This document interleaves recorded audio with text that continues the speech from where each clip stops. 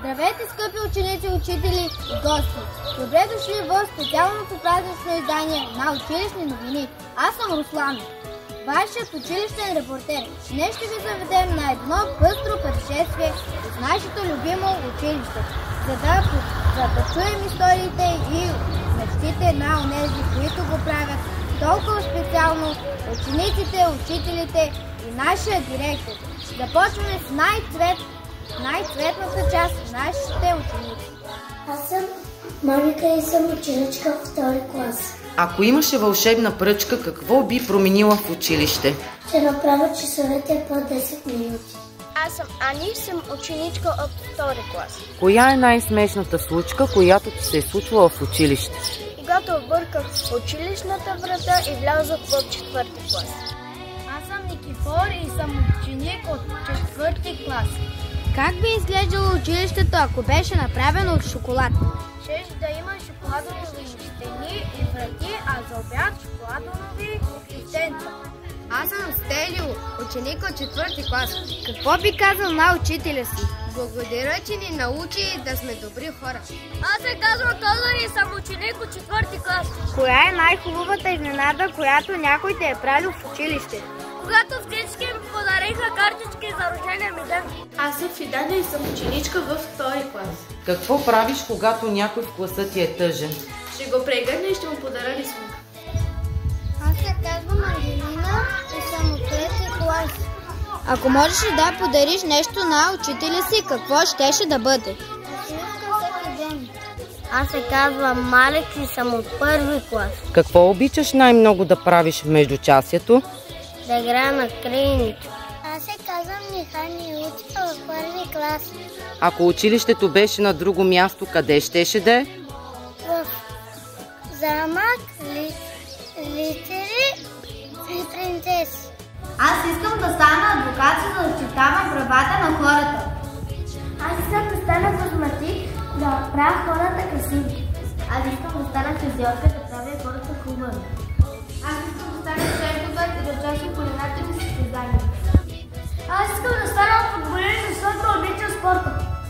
Аз искам да стана пожарникар, за да гаса огъните.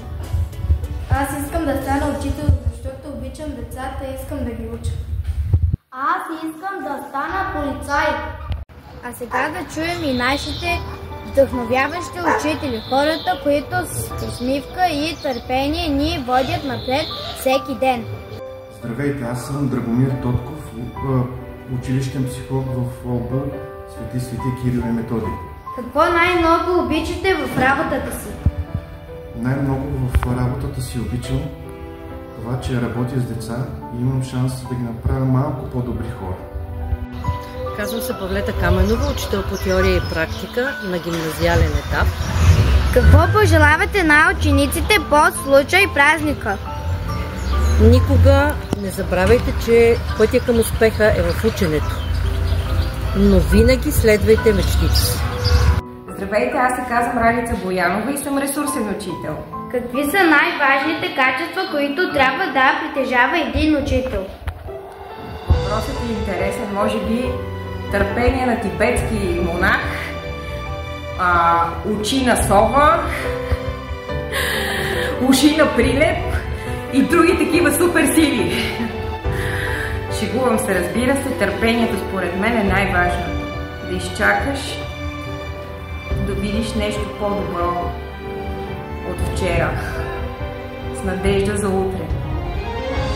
В празничния ден няма как да пропуснем и човекът, който обединява всички. Нашият капитан на кораба, директорът. Какво ви кара да се гордеете с нашето училище? Гордея се, че съм директор на училище с богата традиция, с дълга история, училище на 94 години.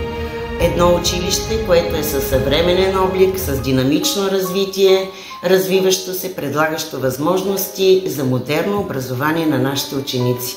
Това е днес Обединено училище Свети Кирил и Методий, село Търнене. В него работят учители с високо мотивирани професионалисти, които дават всичко от себе си за обучението и възпитанието на нашите деца. На днешния празник се обръщам към учителите да им поднеса своето уважение и своята признателност. Пожелавам им здраве, търпение и заедно да продължим своята мисия, будителското си дело с любов към учениците, с отговорност към себе си, към родителите, към обществото. Заедно да продължим да пишем историята на Обединено училище Свети Кирил и Методий, село Търнене.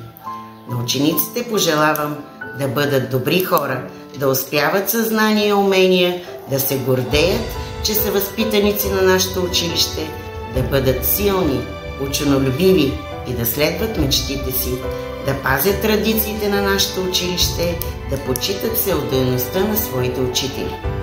А на нашите партньори, родителите, пожелавам да са по-активни в училищния живот, да насърчават децата си да учат, да бъдат добри граждани и да знаят, че заедно можем повече, че заедно можем да работим за по-доброто бъдеще на нашите деца, за бъдещето на България.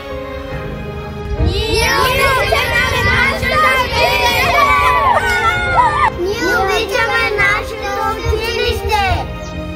Ние обичаме нашето училище! Свети Кирил и Методий, село Търнене! Това беше всичко от нас, екипът на Училищни новини. Благодарим ви, че споделихте този специален момент с нас. Честит празник на нашето училище!